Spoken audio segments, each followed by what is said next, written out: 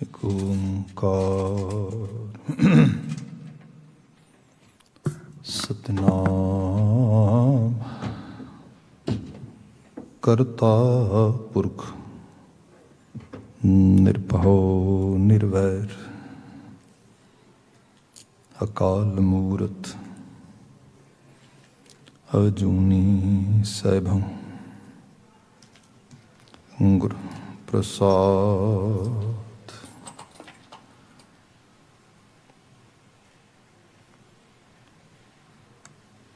ਗਿਆਨ ਧਿਆਨ ਕਿਛ ਕਰਮ ਨਾ ਜਾਣਾ, ਨਾਹਿ ਨ ਨਿਰਮਲ ਕਰਨੀ। ਸਾਧ ਸੰਗਤ ਕੇ ਅੰਚਲ ਲਾਓ, ਬਿਖਮ ਨਦੀ ਜਾਏ ਤਰਨੀ। ਸਤਿਨਾਮ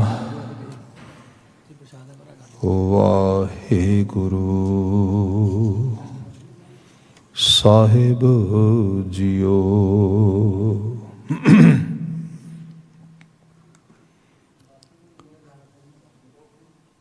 ਸ਼ਲੋਕ ਮਹਲਾ ਤੀਜਾ।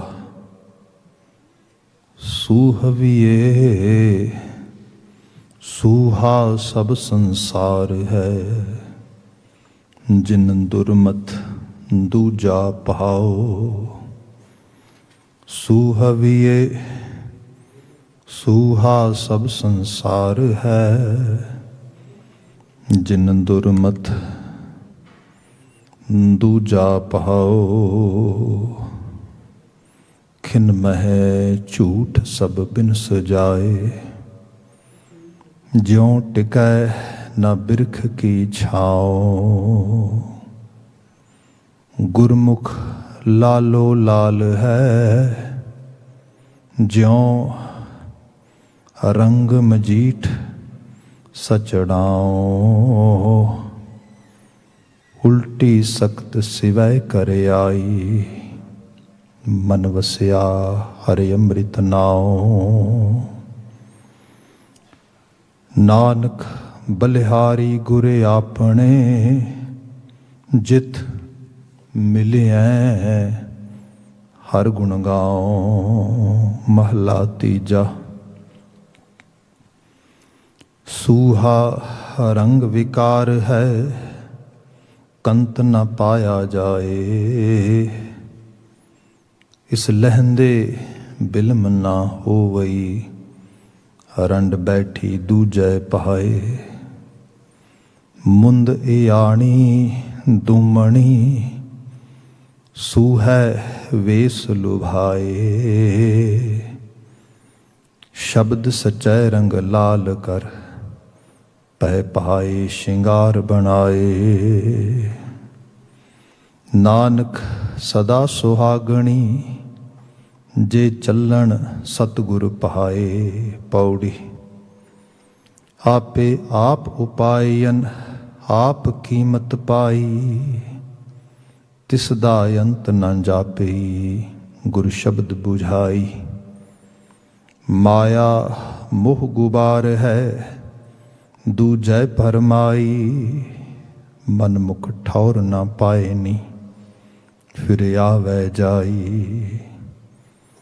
ਜੋ ਤਿਸ ਭਾਵੈ ਸੋ ਥੀਐ, ਸਭ ਚਲੈ ਰਜ਼ਾਈ। ਮਨ ਮੁਖ ਠੌਰ ਨਾ ਪਾਏ ਨੀ, ਫਿਰ ਆਵੈ ਜਾਈ। ਜੋ ਤਿਸ ਭਾਵੈ ਸੋ ਥੀਐ, ਸਭ ਚਲੈ ਰਜ਼ਾਈ। ਵਾਹਿਗੁਰੂ ਜੀ ਕਾ ਖਾਲਸਾ, ਵਾਹਿਗੁਰੂ ਜੀ ਕੀ ਫਤਿਹ। ਜੁਗੋ ਜੁਗੋ ਅਟਲ। ਧੰਨ ਧੰਨ ਗੁਰੂ ਗ੍ਰੰਥ ਸਾਹਿਬ ਜੀ, ਗੁਰੂ ਪਾਤਸ਼ਾਹ ਜੀ ਦੀ ਅਪਾਰ ਬਖਸ਼ਿਸ਼। ਸ਼ਾਮ ਸਮੇਂ ਸਤਸੰਗਤ ਦੇ ਪਲ ਅਸੀਂ ਪ੍ਰਾਪਤ ਕੀਤੇ ਨੇ। ਗੁਰਬਾਣੀ ਕੀਰਤਨ ਆਪ ਮਾਣ ਰਹੇ ਸੀ। ਹੁਣ ਸਮਾਂ ਹੈ ਗੁਰੂ ਸ਼ਬਦ ਵਿਆਖਿਆ ਦਾ। ਮੁਸਲਸਲ ਲੜੀਵਾਰ ਗੁਰਬਾਣੀ ਦਾ ਵਿਆਖਿਆਨ ਜੋ ਚੱਲ ਰਿਹਾ ਹੈ, ਉਸ ਅੰਦਰ ਸੂਹੀ ਕੀ ਵਾਰ ਮਹਲ ਤੀਜੇ ਕੀ ਉਹ ਵਿਚਾਰੀ ਜਾਂਦੀ ਹੈ। ਆਪ ਜੀ ਨੇ 3 ਨੰਬਰ ਪੌੜੀ ਤੇ ਉਹਦੇ ਨਾਲ ਲੱਗਦੇ 2 ਸ਼ਲੋਕ ਸਰਵਨ ਕੀਤੇ ਨੇ, ਇੱਕ ਸਮੁੱਚਾ ਪੈਕੇਜ। ਬਚਨ ਪਹਿਲੇ ਸ਼ਲੋਕ ਤੋਂ ਪ੍ਰਾਰੰਭ ਕਰਾਂਗੇ। ਜੇ ਆਪਾਂ ਧਿਆਨ ਦਈਏ ਥੋੜ੍ਹਾ ਜਿਹਾ, then we can easily find out the way this war has started, which is addressing toward fake kind of thinking that I'm religious or I'm practicing religion or I'm practicing spirituality. Babaji emphasizing on our inner betterment. If our external approaches, if our religious outfits, if our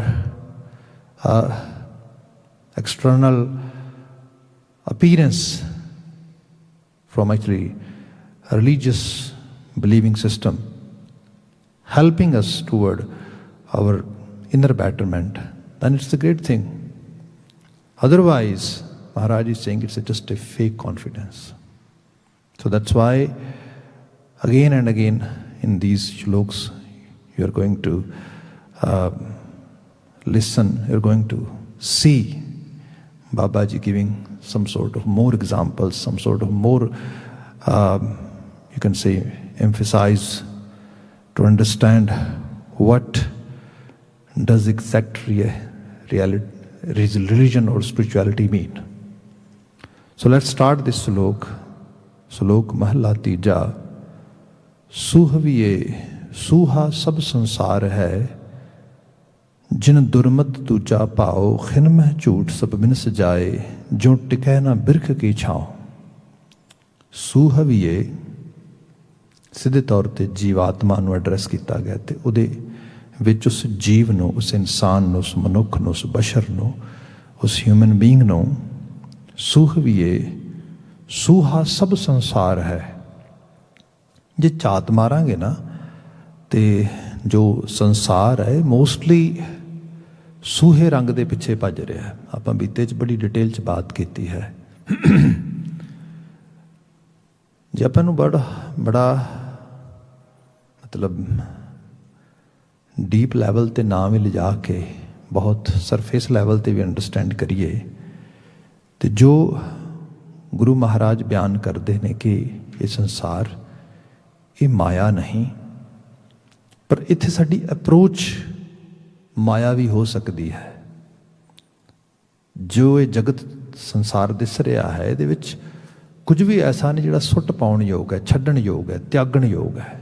ਇਹ ਸਭ ਤੇ ਜੀਣ ਯੋਗ ਹੈ।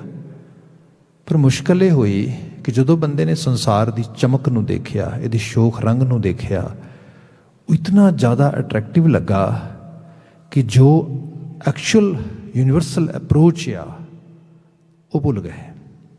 ਉਹਦੇ ਬਾਬਤ ਅੰਦਰ ਖਿਆਲ ਛੁੱਟ ਗਿਆ। ਜਿਵੇਂ ਬਚਨ ਹੀ ਹੈ, ਸੂਹਵੀਏ ਸੂਹਾ ਸਭ ਸੰਸਾਰ ਹੈ, ਜਿਨ ਦੁਰਮਤ ਦੂਜਾ ਪਾਓ।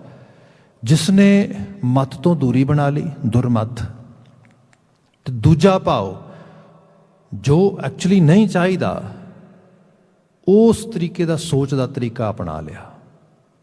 ਇਹਨੂੰ ਹੁਣ ਇਸ ਤਰ੍ਹਾਂ ਮੈਂ ਕਿਹਾ ਵੀ ਜੇ ਸਰਫੇਸ ਤੇ ਸਰਲ ਲੈਵਲ ਦੇਖੀਏ, ਆਪ ਅਹਿਸਾਸ ਕਰੋ ਕਿ ਗੁਰੂ ਸਾਹਿਬ ਨੇ ਬਾਣੀ 'ਚ ਕਿਰਤ 'ਤੇ ਬੜਾ ਐਮਫਸਾਈਜ਼ ਕੀਤਾ, ਉਦਮ ਕਰਨ 'ਤੇ ਐਮਫਸਾਈਜ਼ ਦਿੱਤਾ, ਕੰਮਕਾਰ ਕਰਨ 'ਤੇ ਐਮਫਸਾਈਜ਼ ਦਿੱਤਾ।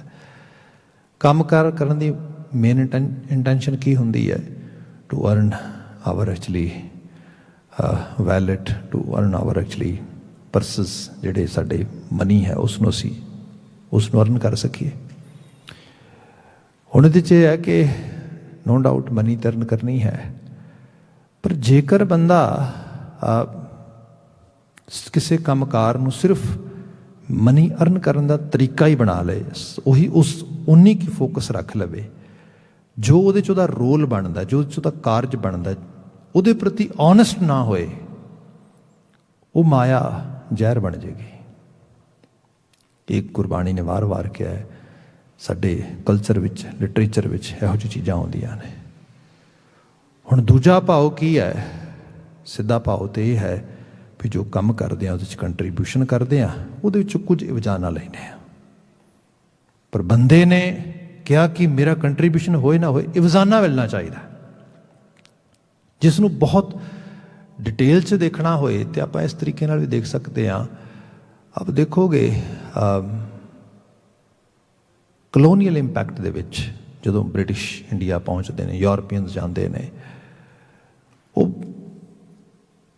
ਭਾਰਤੀ ਲੋਕਾਂ ਨੂੰ ਹਾਇਰ ਕਰਦੇ ਨੇ।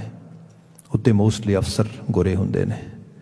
ਉਹਨਾਂ ਨੂੰ ਹਾਇਰ ਕਰਕੇ ਤਨਖਾਹਾਂ ਦੇ ਕੇ ਉੱਥੋਂ ਦੀਆਂ ਸਥਾਪਿਤ ਜਿਹੜੀਆਂ ਰਿਆਸਤਾਂ ਸੀਗੀਆਂ, ਸਥਾਪਿਤ ਰਾਜ ਭਾਗ ਸੀਗੇ ਲੋਕਾਂ ਦੇ, ਸਭ ਨੂੰ ਹਰਾ ਦਿੰਦੇ ਨੇ। ਸਭ ਤੋਂ ਅਖੀਰ ਦੇ ਵਿੱਚ ਜਿੱਥੇ ਪਹੁੰਚਦੇ ਉਹ ਪੰਜਾਬ ਹੈ। ਉੱਥੇ ਜਾ ਕੇ ਬਹੁਤ ਸਾਰੇ ਮਤਲਬ ਪ੍ਰਪੰਚ ਕਰਦੇ, ਟਕਵੰਜ ਕਰਦੇ, ਪਰ ਰਿਐਲਿਟੀ ਹੈ ਐਂਡ ਆਫ ਦਾ ਡੇ ਦੇ ਰੂਲ ਪੰਜਾਬ ਟੂ। ਇਹ ਵੀ ਇੱਕ ਸਾਡੇ ਸਾਹਮਣੇ ਸੱਚਾਈ ਬਣਦੀ ਹੈ। ਪਰ ਜੇ ਇਹ ਸਾਰੇ 'ਚ ਦੇਖਿਆ ਜਾਏ ਕਿ ਆਖਿਰਕਾਰ ਇਹ ਵੀ ਤਾਂ ਲੋਕ ਤਨਖਾਹਾਂ ਦਿੰਦੇ ਹੀ ਸੀਗੇ, ਜਿਹੜੇ ਭਾਰਤੀ ਰਾਜੇ ਰਜਵਾੜੇ ਸੀਗੇ, ਇਹ ਵੀ ਤਾਂ ਲੋਕ ਅਫਸਰ ਰੱਖਦੇ ਹੀ ਸੀਗੇ। ਇਹਨਾਂ ਲੋਕਾਂ ਕੋਲ ਵੀ ਤਾਂ ਸਾਜੋ ਸਮਾਨ ਸੀਗਾ ਹੀ। ਉਹ ਪਰਦੇਸੀ ਆਏ, ਉਹ ਸਭ ਇੱਕ ਚੀਜ਼ ਪੱਕੀ ਸੀ ਕਿ ਜੇ ਤਨਖਾਹ ਦੇਣੀ ਹੈ ਤਾਂ ਉਹਦਾ ਕੰਮ ਲੈਣਾ ਹੈ, ਜੇ ਤਨਖਾਹ ਲਈ ਹੈ ਤਾਂ ਉਹਦਾ ਕੰਮ ਕਰਨਾ ਹੈ। ਇਹ ਹੈ ਸਹੀ ਅੰਡਰਸਟੈਂਡਿੰਗ ਸੰਸਾਰ ਦੇ ਪ੍ਰਤੀ। ਸਰਫੇਸ ਦੀ ਮੈਂ ਬਾਤ ਕਰ ਰਿਹਾ ਸਿਰਫ। ਜਿਹੜਾ ਗੁਰੂ ਸਾਹਿਬ ਬਾਣੀ 'ਚ ਬਿਆਨ ਕਰਦੇ ਨਾ, ਧੰਦਾ ਕਰਤਿਆਂ ਨਿਹਫਲ ਜਨਮ ਗਵਾਇਓ, ਸੁਖਦਾਤਾ ਮਨ ਨਾ ਵਸਾਇਆ। ਹੁਣ ਧੰਦ ਕੁੱਟਣਾ, ਧੰਦਾ ਕਰਨਾ, ਇਹ ਬਹੁਤ ਨੈਗੇਟਿਵ ਸੈਂਸ 'ਚ ਵੀ ਲਿਆ ਜਾਂਦਾ ਹੈ। ਬੰਦਾ ਆਪਣਾ ਜੋ ਕੰਟਰੀਬਿਊਸ਼ਨ ਹੈ, ਜੋ ਯੋਗਦਾਨ ਹੈ, ਉਹ ਨਹੀਂ ਪਾ ਰਿਹਾ। ਬਾਕੀ ਗੱਲ ਕੀਤੀ ਜਾਏ ਕਿਹੜਾ ਖਿੱਤਾ ਚੰਗਾ ਆ, ਕਿਹੜਾ ਖਿੱਤਾ ਮਾੜਾ ਆ, ਕਿਹੜਾ ਕੰਮ ਚੰਗਾ ਆ, ਕਿਹੜਾ ਕੰਮ ਗਲਤ ਹੈ, ਕਿਹੜਾ ਕੰਮ ਮਾਇਆਵੀ ਪੱਖ ਦੇ ਵਿੱਚ ਉਸ ਨੂੰ ਕਿਹਾ ਜਾਏ ਵੀ ਇਹ ਠੀਕ ਨਹੀਂ ਗਾ, ਕਿਹੜਾ ਕੰਮ ਠੀਕ ਹੈ। ਗੁਰੂ ਗ੍ਰੰਥ ਸਾਹਿਬ ਤੇ ਇੱਕ ਬਹੁਤ ਕਮਾਲ ਦੀ ਮਿਸਾਲ ਹੈ। ਇਹਦੇ ਵਿੱਚ ਰਾਜਿਆਂ ਵਰਗਾ ਜੀਵਨ ਜੀਣ ਵਾਲੀਆਂ ਰੂਹਾਂ, ਭਗਤ ਪੀਪਾ ਜੀ ਬੈਠੇ ਨੇ। ਇਹਦੇ ਵਿੱਚ ਆਲਮੋਸਟ ਗੁਰੂ ਨਾਨਕ ਸਾਹਿਬ ਬਹੁਤ ਮਹਿਤੋ ਪਰਿਵਾਰ ਵਿੱਚੋਂ ਆ ਰਹੇ ਨੇ। ਇੱਕ ਤਰ੍ਹਾਂ ਦੇ ਨਾਲ ਇੱਕ ਵੱਡੀ ਜਗੀਰਦਾਰੀ ਨਿਜ਼ਾਮ ਦੇ ਵਿੱਚ ਬੜੀ ਵੱਡੀ ਪੋਸਟ 'ਤੇ ਬੜਾ ਵੱਡਾ ਪਰਿਵਾਰ, ਖਾਣ ਪਾਣ, ਰਹਿਣ ਸਹਿਣ ਸਭ ਪੂਰਾ ਉਸ ਰੂਪ ਵਿੱਚ ਇਹੋ ਜਿਹੇ ਰੂਹਾਂ ਆ ਰਹੀਆਂ ਨੇ। ਦੂਜੇ ਪਾਸੇ ਅਸੀਂ ਗੁਰੂ ਗ੍ਰੰਥ ਸਾਹਿਬ 'ਚ ਵੀ ਦੇਖਦੇ ਹਾਂ ਭਗਤ ਕਬੀਰ ਸਰੀਖੀਆਂ ਰੂਹਾਂ, ਭਗਤ ਨਾਮਦੇਵ ਸਰੀਖੀਆਂ ਰੂਹਾਂ, ਭਗਤ ਰਵਿਦਾਸ ਵਰਗੀਆਂ ਰੂਹਾਂ। ਆਪ ਦੇਖੋ ਤੇ ਜੇ ਕਿਰਤਕਾਰ 'ਚ ਦੇਖੀਏ ਵੈਰਾਈਟੀ ਕਿੰਨੀ ਹੈ। ਭਗਤ ਸਦਨਾ ਜੀ ਦੀ ਕੀ ਕਿਰਤ ਸੀਗੀ। ਸੋ ਇਹ ਹੈ ਨਾ ਕੋਈ ਕਿਰਤ ਮਾੜੀ ਹੈ, ਨਾ ਕੋਈ ਧੰਦਾ ਮਾੜਾ ਹੈ, ਨਾ ਕੋਈ ਕਾਰਜਸ਼ੀਲਤਾ ਉਸ ਰੂਪ ਦੀ ਮਾੜੀ ਹੈ। ਬੰਦਾ ਜੀਵਨ ਦੇ ਪ੍ਰਤੀ, ਸੰਸਾਰ ਦੇ ਪ੍ਰਤੀ, ਆਲੇ ਦੁਆਲੇ ਦੇ ਪ੍ਰਤੀ ਜੋ ਉਹਦੀ ਬਣਦੀ ਡਿਊਟੀ ਹੈ ਉਹ ਪੂਰੀ ਤਰ੍ਹਾਂ ਨਿਭਾ ਰਿਹਾ ਹੈ। ਇਹ ਰੂਪ ਆ ਧਰਮ ਦਾ ਸੂਹਾ ਜਿਹਾ ਰੰਗ। ਅੱਜ ਤੇ ਇਲੀਟਰੇਸ਼ਨ ਦਾ ਇੱਕ ਬਹੁਤ ਹਾਇਰ ਲੈਵਲ ਆ ਗਿਆ ਆ। ਤੁਸੀਂ ਕੁਝ ਖਾਸ ਵੋਕੈਬਲਰੀ ਡਿਵੈਲਪ ਕਰੋ, ਰਿਲੀਜੀਅਸ ਸਾਈਡ ਤੋਂ, ਸਪਿਰਿਚੁਅਲ ਸਾਈਡ ਤੋਂ ਤੁਹਾਡੀ ਲੈਂਗੁਏਜ ਕਮਾਂਡ ਚੰਗੀ ਹੋਏ, and then what you need just a YouTube channel. Sit there and keep on preaching. People gonna be actually mesmerized. Wow, what are great words, what are great terminologies, what are great presentation. ਜਦੋਂ practical side ਤੇ ਪਾਵਾਂਗੇ ਉਸ ਰੂਪ ਵਿੱਚ ਬਾਤ ਪਤਾ ਲੱਗੇਗੀ ਕਿ actual level ਤੇ ਜਿਹੜੀ ਇਹ ਚੀਜ਼ ਆ ਸਿਰਫ ਸ਼ੋਖ ਜੇ ਰੰਗ ਨੂੰ ਵੇਖ ਕੇ ਉਹਦੇ ਮਗਰ ਭੱਜ ਰਹੇ ਹਾਂ ਅਸੀਂ। ਜੀਵਨ ਦਾ ਸੁਖ ਦਾਤਾ ਮਨ ਨਾ ਵਸਾਇਆ। ਸੁਖ ਸਪੈਸੀਫਿਕਲੀ 2-4 ਪਲ ਕੋਈ ਗੱਲ ਸੁਣਨ ਦੇ ਵਿੱਚ, 2-4 ਪਲ ਕਿਤੇ ਕੁਝ ਪੂਜਾ ਅਰਚਨਾ, ਪਾਠ ਅਰਚਨਾ, ਕੋਈ ਧਰਮ ਆਸਥਾ ਕਰਨ ਦੇ ਵਿੱਚ, ਇੰਨੇ 'ਚ ਇਕੱਲੇ 'ਚ ਨਹੀਂ ਹੈਗਾ। ਇਹ ਤੇ ਸਿਰਫ ਇੱਕ ਬੰਦੇ ਦਾ ਭੁਲੇਖਾ ਜਾਂ ਕੋਈ ਧਾਰਮਿਕ ਖਾਸ ਕਿਸਮ ਦਾ ਲਿਬਾਸ ਤੇ ਜਿਹਦੀ ਪਿੱਛੇ ਬਾਤ ਹੋਈ ਸਾਰੀ। ਭਈ ਜੀਵਨ ਸਮੁੱਚਾ ਧਰਮ ਦਾ ਦਰਪਣ ਬਣੇ। ਉਹ ਤਾਂ ਬਣ ਪਾਏਗਾ ਜੇ ਬੰਦਾ ਦੂਜੇ ਭਾਅ ਮੀਨ ਜਿਹਦੇ 'ਚ ਅਦਵੈਤ ਹੈ, ਜਿਹਦੇ 'ਚ ਖਾਸ ਕਰਕੇ ਬੰਦੇ ਨੇ ਲਾਲਚ ਵਸ, ਸਵਾਰਥ ਵਸ, ਹਵਸ ਵਸ, ਚਲਾਕੀ ਵਸ ਹੋ ਕੇ ਕਰਮ ਕਰਨਾ ਹੈ। ਇਹੀ ਬੰਦੇ ਦੀ ਦੁਸ਼ਮਣੀ ਹੈ। ਮਨ ਦੀ ਦੁਨੀਆ, ਬਾਕੀ ਗੁਰੂ ਸਾਹਿਬ ਇਹ ਕਹਿੰਦੇ ਕਿ ਜੇ ਆਪਾਂ ਅੱਜ ਦੀ ਦੁਨੀਆ 'ਚ ਦੇਖ ਲਈਏ ਤੇ ਮੰਨਿਆ ਗਿਆ ਹੈ ਕਿ ਜਿਹੜਾ ਸਾਡਾ ਇੰਟਲੈਕਟ ਆ ਉਹ ਤੇ ਕਿਸੇ ਦਾ ਵੀ ਘੱਟ ਨਹੀਂ ਹੈਗਾ। ਇਹ ਡਿਪੈਂਡ ਕਰਦਾ ਹੈ ਕਿ ਉਹ ਫੇਵਰ ਕਿਹਦੇ 'ਚ ਕੰਮ ਕਰ ਰਿਹਾ। ਮਤਲਬ ਸਾਡਾ ਇੰਟਲੈਕਟ ਸਾਡੀ ਪ੍ਰੋਕਾਸਟੀਨੇਸ਼ਨ ਨੂੰ ਜਸਟੀਫਾਈ ਕਰਨ 'ਚ ਕੰਮ ਕਰ ਰਿਹਾ, ਬਿਲਕੁਲ ਕਰ ਸਕਦਾ। ਲੋਕ ਹੈਗੇ ਨੇ, ਤੁਹਾਨੂੰ ਮਿਲ ਜਾਣਗੇ ਇਹੋ ਜਿਹੇ। ਤੁਸੀਂ ਕੋਈ ਤਰਕ ਦਿਓ, ਕੋਈ ਦਲੀਲ ਦਿਓ ਕਿ ਭਾਈ ਆਹ ਕੰਮ ਕਰ, ਉਹਨਾਂ ਕੋਲ ਸਭ ਤਰ੍ਹਾਂ ਦੀ ਤਰਕ ਦਲੀਲਾਂ ਸਭ ਹੈ। ਫਿਰ ਬੰਦਾ ਸੋਚਦਾ ਇੰਨੀ ਇਹਦੇ ਕੋਲ ਐਨਰਜੀ ਹੈ, ਇਤਨਾ ਇਹਦੇ ਕੋਲ ਕਿਸੇ ਨੂੰ ਕਨਵਿੰਸ ਕਰਨ ਦੀ ਐਬਿਲਿਟੀ ਹੈ, ਇਹ ਕੰਮ ਕਰਨ 'ਚ ਕਿਉਂ ਨਹੀਂ ਲਾਉਂਦਾ? ਭਾਈ ਗੱਲ ਇਹ ਹੈ, ਦੂਜਾ ਭਾਵ ਕਿਸੇ ਹੋਰ ਚੀਜ਼ ਨੇ ਅਟਰੈਕਟ ਕਰ ਲਿਆ। ਇਹ ਐਕਚੁਅਲੀ ਕੂੜ ਦੀ ਪਹਿਚਾਨ ਜਿਹੜੀ ਹੈ ਇਹ ਬਲੈਕ ਐਂਡ ਵਾਈਟ 'ਚ ਨਹੀਂ ਹੁੰਦੀ। ਕੂੜ ਕਦੀ ਵੀ ਬਲੈਕ ਐਂਡ, ਕੂੜ ਤੇ ਸੱਚ ਕਾਲੇ ਤੇ ਚਿੱਟੇ 'ਚ ਨਹੀਂ ਆਉਂਦਾ। ਇਹ ਸਾਰਾ ਗ੍ਰੇ ਪਾਰਟ ਹੈ। ਜਿਹੜਾ ਸਾਰਾ ਗ੍ਰੇ ਪਾਰਟ ਆ, ਇਹਨੂੰ ਆਇਡੈਂਟੀਫਾਈ ਕਿਵੇਂ ਕਰੋਗੇ? ਦਾਨੇ ਲੋਕਾਂ ਦੇ ਬਚਨ ਪੜ੍ਹੋਗੇ, ਉਹ ਕਹਿੰਦੇ ਬੰਦੇ ਦੀ ਮੁਸ਼ਕਲ, ਬੰਦੇ ਦੀ ਜਿਹੜੀ ਸਭ ਤੋਂ ਜਿਹੜਾ ਅੰਦਰਲਾ ਡਾਇਲੇਮਾ ਅਸਲ ਦੇ ਵਿੱਚ ਉਹ ਕੀ ਹੈ? ਚਿੱਟੇ ਤੇ ਚਿੱਟੇ 'ਚ ਫਰਕ ਕਰਨਾ, ਕਾਲੇ ਤੇ ਕਾਲੇ 'ਚ ਫਰਕ ਕਰਨਾ। ਚਿੱਟੇ ਤੇ ਕਾਲੇ 'ਚ ਫਰਕ ਕਰਨਾ ਤੇ ਬੜਾ ਸੌਖਾ ਆ। ਅੰਦਰ ਦੀ ਜੰਗ ਹੋ ਰਹੀ ਹੈ, ਅੰਦਰ ਦੀ ਦੁਨੀਆ 'ਚ ਸਾਰੀ ਮੁਸੀਬਤ ਬਣੀ ਪਈ ਹੈ ਵੀ ਕੀਤਾ ਕੀ ਜਾਏ। ਬੰਦਾ ਸਿਆਣਾ ਵੀ ਹੈ, ਚਲਾਕ ਵੀ ਹੈ, ਫਿਰ ਜੀਵਨ ਅਸ਼ਾਂਤ ਹੈ, ਫਿਰ ਜੀਵਨ ਦੇ ਸਟਰਗਲ ਆ, ਫਿਰ ਚੀਜ਼ਾਂ ਉਸ ਤਰੀਕੇ ਨਾਲ ਸਮਝ ਨਹੀਂ ਆ ਰਹੀਆਂ, ਉਸ ਤਰੀਕੇ ਨਾਲ ਹੋ ਨਹੀਂ ਰਹੀਆਂ। ਤੇ ਜਿਹਨੂੰ ਬੰਦਾ ਸੁੱਖ ਕਹਿ ਰਿਹਾ, ਸ਼ਾਂਤੀ ਕਹਿ ਰਿਹਾ, ਚੜ੍ਹਦੀ ਕਲਾ ਕਹਿ ਰਿਹਾ, ਕਿੱਥੋਂ ਮਿਲੇਗੀ ਜਾ ਕੇ? ਦੂਜਾ ਪਾਏ ਉਹ ਜਿਹੜੀ ਅੰਦਰ ਪ੍ਰਵਿਰਤੀ ਹੈ, ਉਸਨੇ એનર્ਜੀ ਨੂੰ ਕਿਸੇ ਹੋਰ ਪਾਸੇ ਚੈਨਲਾਈਜ਼ ਕਰਨਾ ਸ਼ੁਰੂ ਕਰ ਦਿੱਤਾ ਆ। ਇਹ ਬੜੇ ਓਨੈਸਟ ਅਪਰੋਚ ਵਿੱਚੋਂ ਚੀਜ਼ਾਂ ਆਉਂਦੀਆਂ, ਪਰ ਇਹਦੇ 'ਚ ਗੁਰੂ ਸਾਹਿਬ ਨੇ ਬਖਸ਼ਿਸ਼ ਵੀ ਕੀਤੀ ਗੱਲ, ਇਹ ਨਵਾਜ਼ਿਸ਼ ਵੀ ਹੈ ਕਿਤੇ ਇਸ ਲੈਵਲ 'ਤੇ ਸਮਝ ਆ ਜਾਏ। ਜਿਹੜਾ ਸਿੱਖ ਹੋਣਾ ਹੈ ਨਾ, ਸਿੱਖਣਾ, student, learner, Sikar, it's A higher level of actually you can say ਵਰਚੂ, ਬੜਾ ਹਾਇਰ ਲੈਵਲ ਦਾ ਵਰਚੂ ਹੈ। ਅਦਰਵਾਈਜ਼ ਮੈਂ ਪਹਿਲਾਂ ਬਾਤ ਕੀਤੀ, ਇੰਟਲੈਕਟ ਤਾਂ ਹੈ ਬੰਦੇ ਕੋਲ। ਘਰਾਂ ਥਾਵਾਂ 'ਤੇ ਤੁਸੀਂ ਬੱਚਿਆਂ ਨੂੰ ਦੇਖੋ, ਕਦੀ ਛੋਟੇ ਛੋਟੇ ਬੱਚਿਆਂ ਨਾਲ ਤੁਸੀਂ ਗੱਲ ਕਰੋ, ਤੁਸੀਂ ਉਹਨਾਂ ਨੂੰ ਕੋਈ ਸਮਝਾਉਣ ਦੀ ਗੱਲ ਕਰੋ ਕਿਸੇ ਤਰੀਕੇ ਨਾਲ, ਉਹਨਾਂ ਕੋਲ ਜ਼ਬਾਨ ਹੈ, ਉਹਨਾਂ ਦੇ ਕੋਲ ਵਰਡਸ ਨੇ, ਉਹਨਾਂ ਦੇ ਕੋਲ ਐਟੀਟਿਊਡ ਹੈ, ਸਾਰਾ ਕੁਛ ਹੈ। And they gonna make you to listen them, to understand them, not to understand your actually kind of concerns or your kind of actually way of talk. No. ਹੁਣ ਆਹ ਰੂਪ ਜਿਹੜਾ ਆ, ਇੱਕ ਐਸਾ ਰੂਪ ਆ ਜਿਹੜਾ ਬੰਦੇ ਨੂੰ ਆਪਣੇ ਮਗਰ ਲਾ ਲੈਂਦਾ, ਮਿਸਮਰਾਈਜ਼ ਕਰ ਲੈਂਦਾ ਹੈਗਾ ਆ। ਧਰਮ ਦੀ ਦੁਨੀਆ 'ਚ ਮੈਂ ਖਾਸ ਕਰਕੇ ਫੋਕਸ ਕਰ ਰਿਹਾ ਸੀਗਾ ਕਿ ਬੈਠੇ ਲੋਕ ਘਰਾਂ 'ਚ ਸੁਣ ਰਹੇ ਨੇ ਸਾਰਾ ਕੁਛ, ਖੁਸ਼ ਹੋ ਰਹੇ ਨੇ, ਵਾਹ ਕਿਆ ਇੰਟਲੈਕਚੁਅਲ ਸਾਈਡ ਦੀ ਬਾਤ ਸੁਣੀ ਹੈ, ਕਿਆ ਹਾਇਰ ਲੈਵਲ ਦੀ ਬਾਤ ਹੈ। ਪ੍ਰੈਕਟੀਕਲ ਜੀਵਨ ਦੇ ਵਿੱਚ ਜਿੱਥੇ ਕਮੀ ਹੈ ਉੱਥੇ ਕੋਈ ਐਮਫਸਾਈਜ਼ ਨਹੀਂ ਹੋ ਰਿਹਾ, ਕੋਈ ਫੋਕਸ ਨਹੀਂ ਹੋ ਰਿਹਾ। ਜਦੋਂ ਆਪਾਂ ਜੀਵਨ ਦੇ ਪ੍ਰਤੀ ਓਨੈਸਟ, ਸੱਚਿਆਰਤਾ ਦੀ, ਸੱਚ ਦੀ, ਜਿਹਨੂੰ ਅਸੀਂ ਇੰਟੀਗ੍ਰਿਟੀ ਕਹਿੰਦੇ ਹਾਂ, ਉਹਦੀ ਅਪਰੋਚ ਅਡਾਪਟ ਕਰਾਂਗੇ, ਜੀਵਨ 'ਚ ਇੱਕ ਰੀਅਲ ਸੈਟਿਸਫੈਕਸ਼ਨ ਆਏਗੀ। ਉਹ ਬੰਦੇ ਨੂੰ ਆਨੰਦ ਅਵਸਥਾ ਵਾਲੇ ਪਾਸੇ ਲੈ ਕੇ ਜਾਏਗੀ। ਜਦੋਂ ਬੰਦੇ 'ਚ ਇੱਕ ਰਤਾ ਮਾਤਰ ਵੀ ਗਿਲਟ ਨਹੀਂ ਹੋਏਗਾ, ਰਿਗਰੈਟ ਨਹੀਂ ਹੋਏਗਾ, ਬੰਦੇ 'ਚ ਇੱਕ ਰਤਾ ਮਾਤਰ ਵੀ ਅਹਿਸਾਸ ਨਹੀਂ ਹੋਏਗਾ ਕਿ you know I am playing with something, ਮੈਂ ਕੁਝ ਗਲਤ ਕਰ ਰਿਹਾ, ਮੇਰੇ ਅੰਦਰ ਕੁਝ ਇਸ ਕਿਸਮ ਦੀ ਪ੍ਰਵਿਰਤੀ ਆ ਰਹੀ ਹੈ। ਗੁਰੂ ਮਹਾਰਾਜ ਕਹਿੰਦੇ ਸੂਹਵੀਏ ਸੂਹਾ ਸਭ ਸੰਸਾਰ ਹੈ, ਜਿਨ ਦੁਰਮਤ ਦੂਜਾ ਪਾਓ। ਉਹ ਸਾਰਾ ਸੰਸਾਰ ਸੂਹਾ ਹੈ, ਉਹ ਸਾਰੇ ਦਾ ਸਾਰਾ ਸੰਸਾਰ ਅਸਲ 'ਚ ਕੁਸੁੰਬੇ ਦੇ ਰੰਗ ਵਰਗਾ ਆ, ਜਿਹੜਾ ਦੂਜੇ ਭਾਵ ਦੇ ਵਿੱਚ ਗਲਤਾਨ ਹੋ ਜਾਂਦਾ ਆ। ਤੇ ਫਿਰ ਇਹ ਵੀ ਹੈ ਬੰਦੇ ਦੀ ਪ੍ਰਵਿਰਤੀ 'ਚ ਬਾਣੀ ਨੇ ਕਿਹਾ, ਦੇਖਾ ਦੇਖੀ ਸਭ ਕਰੈ ਮਨ ਮੁਖ ਬੂਝ ਨਾ ਪਾਏ।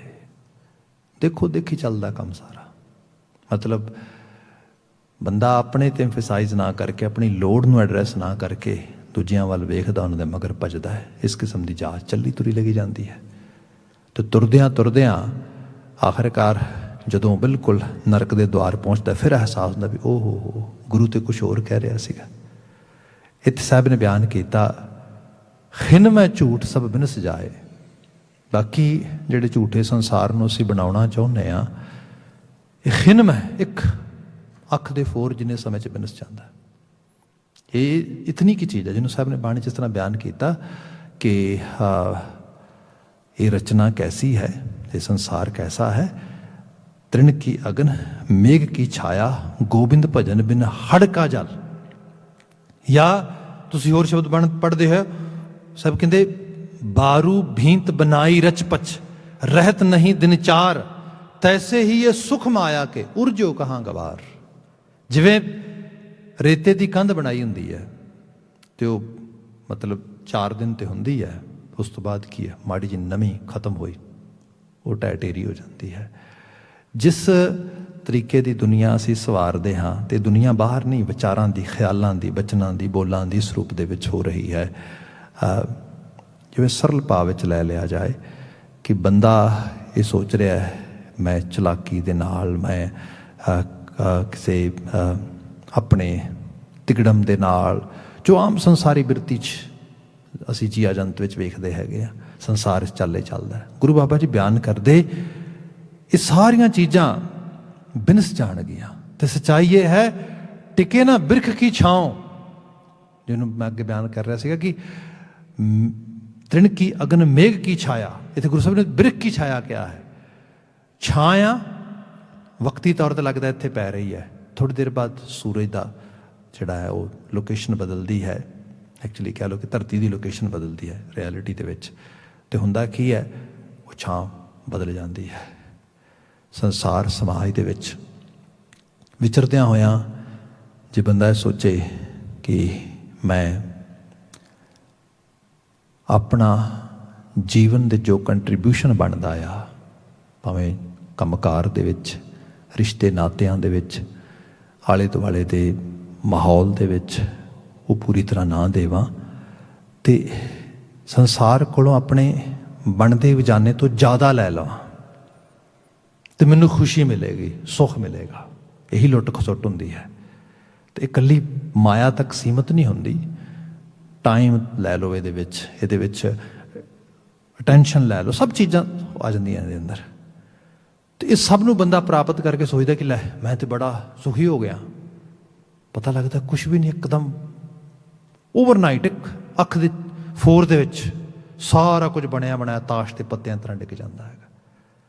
ਲੋਕੀ ਔਲਾਦਾਂ 'ਚੋਂ ਸੁੱਖ ਲੱਭਦੇ, ਲੋਕੀ ਆਪਣੇ ਆਪ ਨੂੰ ਸੰਭਾਲ ਕੇ ਸਵਾਰ ਕੇ ਬੜਾ ਪਲੋਸ ਪਲਾਸ ਕੇ ਰੱਖਦੇ, ਲੈ ਮੈਂ ਤਾਂ ਬਿਲਕੁਲ ਠੀਕ ਹਾਂ, ਮੈਂ ਤਾਂ 100 ਸਾਲ ਜੀਆਂਗਾ, ਮੈਂ ਤਾਂ 150 ਸਾਲ ਜੀਆਂਗਾ, ਮੈਂ ਤਾਂ ਇਸ ਰੂਪ ਦੇ ਇੱਕੋ ਦਮ ਪਤਾ ਲੱਗਦਾ, ਓਵਰਨਾਈਟ ਪਤਾ ਲੱਗਦਾ ਵੀ ਕੁਛ ਅੰਦਰ ਆ ਗਈ ਚੀਜ਼।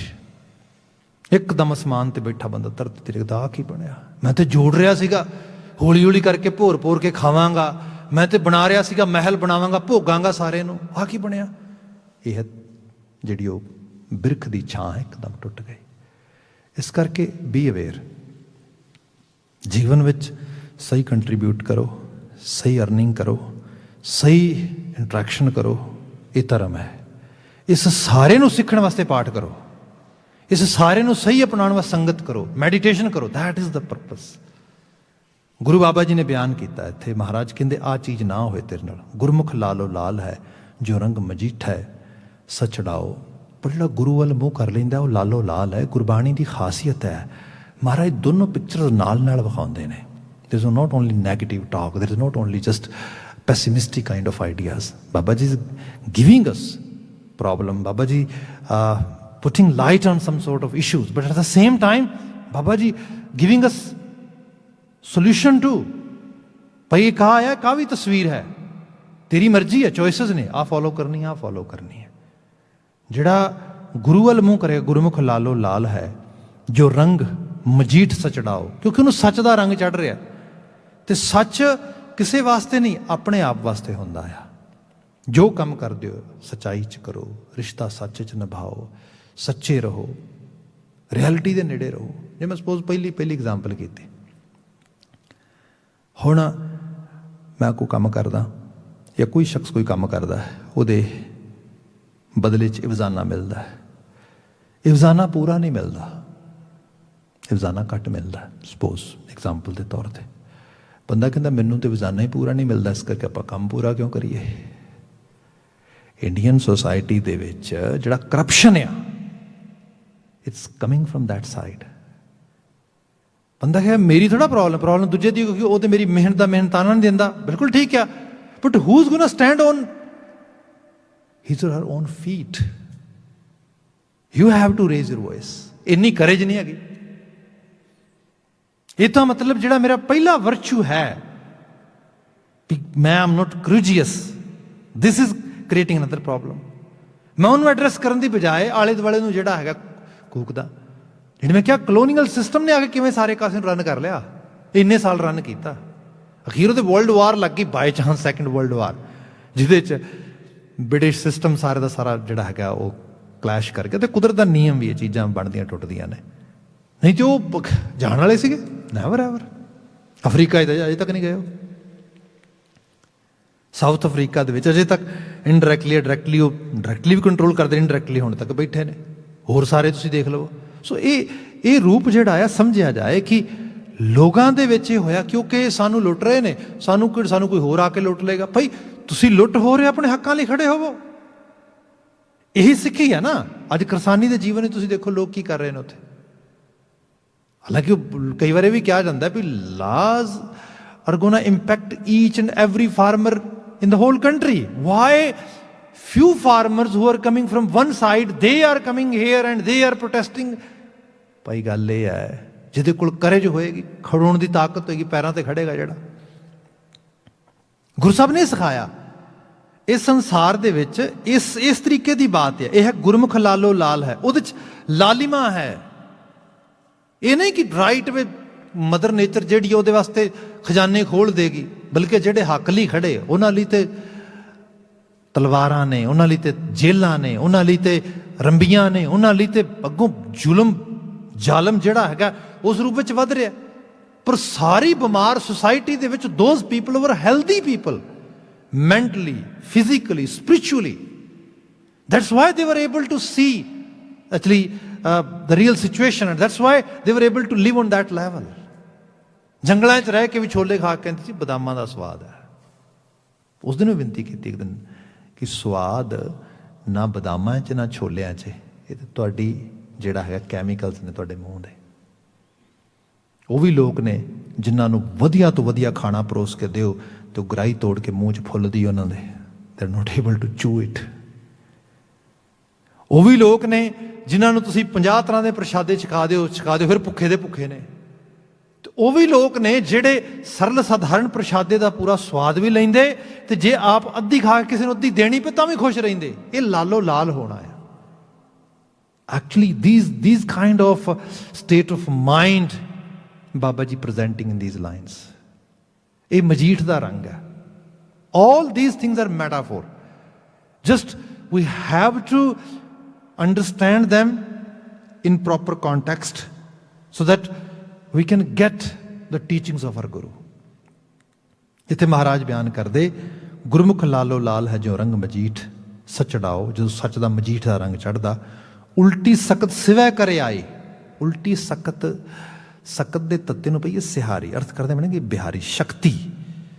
ਸਿਵੈ ਸ਼ਿਵ ਸ਼ਕਤੀ, ਇਹ ਮਤਲਬ ਲਿਵ ਤੇ ਧਾਤ ਦਾ ਰਾਹ ਆ। ਥੋੜੀ ਹਾਇਰ ਲੈਵਲ ਦੀ ਵਕੈਬਲਰੀ ਹੈ, ਜਦੋਂ ਅਧਿਆਤਮਕ ਲੈਵਲ 'ਤੇ ਜਾਂਦੇ ਹਾਂ ਗੁਰਬਾਣੀ 'ਚ ਵਾਰ-ਵਾਰ ਆਉਂਦੀ ਹੈ। ਹੁਣ ਇਹਦੇ 'ਚ ਇਹ ਹੈ ਕਿ ਹਾਲਾਂਕਿ ਸ਼ਿਵ ਨੂੰ ਨਾਸ਼ਵਾਨ ਕਰਨ ਵਾਲਾ ਵੀ ਕਿਹਾ, ਸ਼ਿਵ ਨੂੰ ਸ਼ਾਸ਼ਵਤ ਵੀ ਕਿਹਾ, ਜੇ ਤੁਸੀਂ ਪੁਰਾਣੀ ਵਕੈਬਲਰੀ 'ਚ ਜਾਓ ਤੇ ਵਿਚ ਇਜ਼ ਰੀਅਲ, ਵਿਚ ਇਜ਼ ਜਿਹੜਾ ਹੈਗਾ ਜਿਹਨੂੰ ਕਿਹਾ ਗਿਆ ਕਿ ਉਹ ਰਹਿਣ ਵਾਲਾ ਆ। ਜਿਹੜੀ ਇੱਥੇ ਬਾਤ ਹੋ ਰਹੀ ਹੈ, ਮਹਾਰਾਜ ਬਿਆਨ ਕਰਦੇ ਕਿ ਜੋ ਉਲਟੀ ਸਖਤ ਸਿਵੈ ਕਰੇ ਆਈ, ਸਖਤ ਸ਼ਕਤੀ ਹੈ, ਸ਼ਕਤੀ ਮਾਇਆ ਆ। ਬੰਦਾ ਸ਼ਿਵ ਦਾ ਗਾਹਕ ਨਹੀਂ, ਸ਼ਕਤੀ ਦਾ ਗਾਹਕ ਹੈ। ਸ਼ਿਵ ਅਵਤਾਰੀ ਪੁਰਖ ਨਾਲ ਕੋਈ ਲੈਣ ਦੇਣ ਨਹੀਂ ਇਹਦਾ। ਸੌਰੀ, ਮਾਫੀ ਚਾਹਾਂਗਾ ਜੋ ਸ਼ਿਵਾ ਅਵਤਾਰੀ ਪੁਰਖ ਦੀ ਗੱਲ ਕੀਤੀ ਜਾਂਦੀ no, this is totally actually is a vocabulary only. ਇਹ 'ਚ ਬਾਤ ਹੋਈ ਕਿ ਇੱਕ ਛੋਟੀ ਜਿਹੀ ਐਗਜ਼ਾਮਪਲ ਕਲੋਨੀਅਲ ਇੰਪੈਕਟ ਦੀ ਬਾਤ ਕਰ ਰਹੇ ਸੀ, ਉਹ 'ਚੋਂ ਲੈ ਆਉਣਾ ਵਾ। ਜ਼ਿੰਬਾਬਵੇ ਤੋਂ ਬ੍ਰਿਟਿਸ਼ ਰੂਲਰਸ, ਦੇ ਵਰ leaving the country, And the people who were coming from black community, they were preparing to take the stage, to take the power in their hands.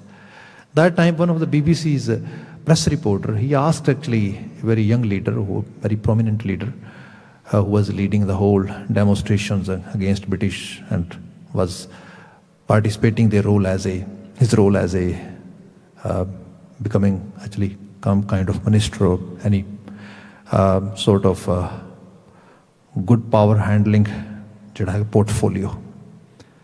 ਉਹਨੇ ਉਹਨੂੰ ਪੁੱਛਿਆ ਕਿ ਓਕੇ ਕੀ ਪਲਾਨ ਹੈ ਤੇਰਾ ਆਉਂਦੇ ਦਿਨਾਂ ਦੇ ਵਿੱਚ, ਯੰਗ ਆ ਬੜਾ, ਅਤੇ ਜਦੋਂ ਬ੍ਰਿਟਿਸ਼ ਚਲੇ ਜਾਣਗੇ ਕਿਵੇਂ ਦੀ ਜ਼ਿੰਦਗੀ ਹੋਏਗੀ ਤੇਰੀ, ਕੀ ਸੋਚਦਾ ਹੈ? ਕਹਿੰਦਾ ਵੀ ਪੱਕਾ ਪਲਾਨ ਕੀਤਾ 2-3 ਚੀਜ਼ਾਂ ਦਾ। ਕਿਹੜੀਆਂ ਕਿਹੜੀਆਂ ਦਾ? ਕਹਿੰਦਾ ਪਹਿਲੀ ਗੱਲ ਤਾਂ ਇਹ ਹੈ ਕਿ ਇੱਕ ਬੜੀ ਜਲਦੀ ਲੈਂਡ ਰੋਵਰ ਬਾਏ ਕਰਨੀ, ਇੱਕ ਦੂਸਰਾ ਇੱਕ ਵਧੀਆ ਵਾਲੀ ਗਨ ਬਾਏ ਕਰਨੀ ਹੈ, ਤੀਸਰਾ ਹਰ ਵਕਤ ਮੇਰੀ ਜੇਬ ਵਿੱਚ ਇੱਕ ਚੈੱਕ ਬੁੱਕ ਰਹਿ ਕਰੇਗੀ, ਜਿੱਥੇ ਕਿਤੇ ਚੈੱਕ ਕੱਟ ਕੇ ਫੜਾ ਦਿਆਂਗਾ। ਉਹ ਜਿਹੜਾ BBC ਦਾ ਨਾਮਾ ਨਿਗਾਰ ਰਿਪੋਰਟਰ ਹੈ ਉਹ ਕਹਿੰਦਾ ਇਹ ਕਿਹੋ ਜਿਹਾ ਮਾਈਂਡ ਸੈੱਟ ਹੈ। ਐਕਚੁਅਲ ਲੈਵਲ 'ਤੇ ਬੰਦਾ ਸ਼ਕਤੀ ਦਾ ਪੁਜਾਰੀ ਹੈ, ਸ਼ਿਵ ਦਾ ਨਹੀਂ। ਉਹ ਕਿਸੇ ਸ਼ਾਸ਼ਵਤ ਚੀਜ਼ ਲਈ ਉਹ ਕਹਿੰਦਾ ਬ੍ਰਿਟਿਸ਼ ਤੁਸੀਂ ਜਾਓ, ਅਸੀਂ ਜ਼ੁਲਮ ਦੇ ਖਿਲਾਫ ਨਹੀਂ, ਅਸਲ ਜ਼ੁਲਮ ਤੁਸੀਂ ਕਰ ਰਹੇ ਹੋ, ਤੁਹਾਡੇ ਖਿਲਾਫ ਆ, ਕਿਉਂਕਿ ਤੁਸੀਂ ਜਾਓਗੇ ਫਿਰ ਤੁਹਾਡੀ ਪੋਜੀਸ਼ਨ ਅਸੀਂ ਲਵਾਂਗੇ। ਬੰਦਾ ਸ਼ਕਤੀ ਧਾਰਨ ਕਰਨੀ ਚਾਹੁੰਦਾ ਆ, ਜਿਹਦੇ ਕੋਲ ਸ਼ਕਤੀ ਹੈ ਉਹਦੀ ਆਲੋਚਨਾ ਕਰ ਰਿਹਾ, ਪਰ ਜਿਵੇਂ ਹੀ ਆਪ ਮੌਕਾ ਮਿਲੇ ਉਸ ਪੋਜੀਸ਼ਨ 'ਤੇ ਜਾਣਾ ਚਾਹੁੰਦਾ ਆ। ਇਹ ਜਿਹੜੀ ਅਲਾਮਤ ਹੈ, ਦੁੱਖ ਫਿਰ ਬੰਦੇ ਦਾ ਇਹ ਨਹੀਂ ਗਾ ਕਿ ਸਿਸਟਮ ਠੀਕ ਨਹੀਂ, ਆਲਾ ਦੁਆਲਾ ਠੀਕ ਨਹੀਂ, ਸੰਸਾਰ ਦੇ 'ਚ ਇਸ ਤਰੀਕੇ ਠੀਕ। ਬੰਦੇ ਦਾ ਦੁੱਖ ਇਹ ਹੈ ਕਿ ਜਿਹੜੇ ਲੋਕ ਰੂਲ ਕਰਦੇ, ਜਿਹੜੇ ਲੋਕ ਉਸ ਪੋਜੀਸ਼ਨ ਦੇ ਵਿੱਚ, ਮੈਂ ਉੱਥੇ ਕਿਉਂ ਨਹੀਂ ਹੈਗਾ, ਮੈਂ ਉਸ ਲੈਵਲ 'ਤੇ ਕਿਉਂ ਨਹੀਂ ਜਾ ਰਿਹਾ। ਹਾਲਾਂਕਿ ਸਫ਼ਰ ਸਾਰੇ ਹੀ ਕਰਦੇ ਉਸ ਰੂਪ ਦੇ ਵਿੱਚ, ਪਰ ਗੁਰੂ ਬਾਬਾ ਜੀ ਨੇ ਬਿਆਨ ਕੀਤਾ ਉਲਟੀ ਸਖਤ ਸਿਵੈ ਕਰੇ ਆਈ। ਇਹ ਮੱਤ ਫਿਰ ਬੰਦੇ ਦੀ ਬਦਲਦੀ ਹੈ, ਬੰਦੇ ਦੀ ਮੱਤ ਉਲਟਦੀ ਹੈ ਜਦੋਂ, ਜਿਹਨੂੰ ਕਹਿ ਲਓ ਕਿ ਸਹੀ ਗੇੜਾ ਖਾਂਦੀ ਹੈ, ਫਿਰ ਉਹ ਸ਼ਕਤੀ ਦਾ ਆਸ ਪੁਜਾਰੀ ਨਾ ਹੋ ਕੇ, ਸਾਕਤਮਤੀਆ ਨਾ ਹੋ ਕੇ ਗੁਰਮਤੀਆ ਹੁੰਦਾ ਆ, ਵਿਵੇਕਸ਼ੀਲ ਹੁੰਦਾ ਆ। ਸੋ ਕਿਆ ਉਲਟੀ ਸਖਤ ਸਿਵੈ ਕਰ ਆਈ, ਮਨ ਵਸਿਆ ਹਰ ਅੰਮ੍ਰਿਤ ਨਾਉ। ਫਿਰ ਮਨ ਵਸਦਾ ਜਾ ਕੇ ਕਿੱਥੇ? ਅੰਮ੍ਰਿਤ ਨਾਉ, ਜਿੱਥੇ ਅੰਮ੍ਰਿਤ ਦਾ ਨਾਮ ਪਿਆ ਆ। ਇੱਕ ਸੈਲਫ ਕੌਨਫੀਡੈਂਸ ਵੱਧਦਾ ਬੰਦੇ ਦਾ। ਬੰਦਾ ਇੰਨਾ ਮੁਫਲਸ ਤੇ ਗਰੀਬ ਨਹੀਂ ਹੋ ਜਾਂਦਾ। ਥੋੜ੍ਹੀ ਜਿਹੀ ਚਮਕ ਦਮਕ ਵਾਲੀ ਚੀਜ਼ ਵੇਖੀ ਅੰਦਰ ਸੜ ਗਿਆ, ਈਰਖਾ ਆ ਗਈ। ਥੋੜ੍ਹੀ ਜਿਹੀ ਚਮਕ ਦਮਕ ਚੀਜ਼ ਵਾਲੀ ਚੀਜ਼ ਵੇਖੀ ਘਬਰਾ ਗਿਆ ਵੀ ਮੈਂ ਪਿੱਛੇ, ਮੈਂ ਗਰੀਬ ਹੋ ਗਿਆ, ਇਨਫੀਰਿਟੀ ਆ ਗਈ, ਜੈਲਸ ਆ ਗਈ ਅੰਦਰ ਇੱਕਦਮ, ਜਿਹੜੀ ਹੈ ਭੁੱਖ ਦੀ ਇੰਤਹਾ, ਗਰੀਡੀਨੈਸ। ਇਹ ਚੀਜ਼ਾਂ ਇਹ ਛੋਟੀਆਂ ਹੋ ਗਈਆਂ। ਅੰਮ੍ਰਿਤ ਨਾਉ, ਉਸ ਨੂੰ ਭਗਤ ਰਵਿਦਾਸ ਜੀ ਨੇ, ਜਿਵੇਂ ਅਸੀਂ ਸਾਖੀਆਂ ਪੜ੍ਹਦੇ ਹਾਂ, ਕੋਈ ਪਾਰਸ ਵੀ ਫੜਾ ਗਿਆ ਤੇ ਉਹਨੇ ਕਿਹਾ ਕੋਈ ਗੱਲ ਨਹੀਂ, ਉੱਥੇ ਰੱਖ ਦੇ। ਉਹ ਕਹਿੰਦਾ ਲੋੜ ਹੋਏ ਤੇ ਵਰਤ ਲਿਆ ਜੇ, ਇਹ ਚੀਜ਼ ਬੜੀ ਕੰਮ ਦੀ। ਉਹ ਕਹਿੰਦਾ ਕੋਈ ਨਾ, ਲੋੜ ਹੋਏਗੀ ਵਰਤਾਂਗੇ ਜ਼ਰੂਰ। ਪਰ ਜਦੋਂ ਅੰਦਰ ਰੱਜਿਆ ਆ ਆਪਣੇ ਕੰਮਕਾਰ, ਆਪਣੀ ਦੁਨੀਆ ਦੇ ਵਿੱਚ, ਇਹ ਨਹੀਂ ਕਿ ਮਾਇਆ ਦਾ ਤਿਆਗੀ ਆ ਸਭ, ਨਾ ਨਾ ਨਾ, ਬਲਕਿ ਉਹ ਜੀਵਨ 'ਚ ਜੀ ਰਿਹਾ ਸਭ ਚੀਜ਼ਾਂ ਦੇ ਵਿੱਚ, ਪਰ ਉਹਨੂੰ ਮਹਿਸੂਸ ਨਹੀਂ ਹੋਇਆ ਇਸ ਲੈਵਲ 'ਤੇ ਉੱਥੇ ਜਾਇਆ ਜਾਏ। ਜੇ ਲੋੜ ਪੈਂਦੀ ਤੁਰ ਵੀ ਜਾਂਦਾ, ਸ਼ਾਇਦ ਹੋ ਸਕਦਾ ਉਸ ਰੂਪ ਵਿੱਚ, ਬਟ ਐਕਚੁਅਲ ਲੈਵਲ 'ਤੇ ਗੱਲ ਕੀ ਹੈ ਕਿ ਉਸ ਇਨਰ ਸੈਟਿਸਫੈਕਸ਼ਨ ਵਾਲੀ ਗੱਲ ਆ ਰਹੀ ਹੈ। ਅਗਲਾ ਬਚਨ ਹੈ ਇਸੇ ਪਦ ਦੇ ਵਿੱਚ ਸਾਹਿਬ ਬਿਆਨ ਕਰਦੇ, ਨਾਨਕ ਬਲਿਹਾਰੀ ਗੁਰੇ ਆਪਣੇ, ਜਿਤ ਮਿਲਿਆ ਹਰ ਗੁਣ ਗਾਓ। ਮੈਂ ਆਪਣੇ ਗੁਰੂ ਤੋਂ ਬਲਿਹਾਰ ਜਾਣਾ, ਜਿਨੇ ਉਸ ਸੂਹੇ ਰੰਗ ਤੋਂ ਗੁਣਗਾਨ ਵਾਲੇ ਰੰਗ ਵਾਲੇ ਪਾਸੇ ਲੈ ਆਂਦਾ ਮੈਨੂੰ। ਸਭ ਰਹਿਮਤ ਕਰਨੇ ਨਾਲ ਵੀ ਵਾਕਿਆ 'ਚੋਂ ਚੰਗੀ ਪ੍ਰੇਰਨਾ ਮਿਲੇ। ਗੁਰਮਤੀਏ ਬਣੀਏ। ਧੰਨ ਗੁਰੂ ਤੇਗ ਬਹਾਦਰ ਸਾਹਿਬ ਜੀ ਦੇ ਪ੍ਰਕਾਸ਼ ਪੁਰਬ ਨੂੰ ਸਮਰਪਿਤ ਅਖੰਡ ਪਾਠ ਸਾਹਿਬ ਆਉਂਦੇ ਕੱਲ੍ਹ ਪ੍ਰਾਰੰਭ ਹੋ ਜਾਣਗੇ। ਲਗਾਤਾਰ ਅੱਗੇ ਫਿਰ 2 ਦਿਨ ਹਾਜ਼ਰੀ ਸ਼ਾਮ ਦੀ ਨਹੀਂ ਹੋਏਗੀ, ਫਿਰ ਅਸੀਂ ਪ੍ਰਕਾਸ਼ ਦਿਹਾੜੇ ਵਾਲੇ ਉਸ ਸਮਾਗਮ ਵਿੱਚ ਹੀ ਸ਼ਮੂਲੀਅਤ ਪਾਵਾਂਗੇ। ਧੰਨ ਗੁਰੂ ਸਾਹਿਬ ਦੀ ਅਸੀਸ ਮਿਲੇ। ਇਸ ਦਿਲੀ ਖਾਸ਼ ਦੇ ਨਾਲ ਅੱਜ ਵਾਸਤੇ ਇੱਥੇ ਸਮਾਪਤੀ ਕਰਦੇ ਹਾਂ। ਨਾਲ ਹੀ ਉਹ ਕਰਸਾਨੀ ਲਈ ਜੂਝ ਰਹੀ ਉਹਨਾਂ ਰੂਹਾਂ ਦੀ ਚੜ੍ਹਦੀ ਕਲਾ ਦੀ ਅਰਦਾਸ ਹੈ। ਵਾਹਿਗੁਰੂ ਜੀ ਕਾ ਖਾਲਸਾ, ਵਾਹਿਗੁਰੂ ਜੀ ਕੀ ਫਤਿਹ।